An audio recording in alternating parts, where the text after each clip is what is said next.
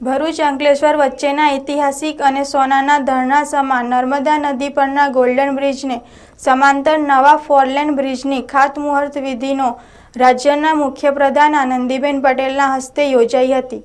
ભરૂચ અંકલેશ્વર સહિત સમગ્ર દક્ષિણ ગુજરાતના વાહન ચાલકો માટે શિરોવેદના સમાન બનેલા ટ્રાફિક જામની સમસ્યાથી ત્રસ્ત નાગરિકો, સ્વૈચ્છિક સંગઠનો, ચૂંટાયેલા સભ્યો તેમજ પ્રજાના પ્રતિનિધિઓની અનેકવિધ રજૂઆતો બાદ ગોલ્ડન બ્રિજને સમાંતર નવા બ્રિજને રાજ્ય સરકાર દ્વારા મંજૂરી આપવામાં આવ્યા બાદ ચૂંટણી આચારસંહિતાનું ગ્રહણ હટતા જ નવા બ્રિજની ખાતમુહૂર્ત વિધિ મુખ્યમંત્રી આનંદીબેન પટેલના હસ્તે યોજાઈ હતી। ગોલ્ડન બ્રિજના ઉત્તર છેડા તરફ યોજાયેલ નવા બ્રિજની ખાતમુહૂર્ત વિધિમાં માર્ગ અને મકાન મંત્રી નીતિનભાઈ પટેલ, જિલ્લા પ્રભારી મંત્રી પ્રદીપસિંહ જાડેજા સહિત જિલ્લા ભાજપના અગ્રણીઓ, વહીવટી અધિકારીઓ ઉપસ્થિત રહ્યા હતા।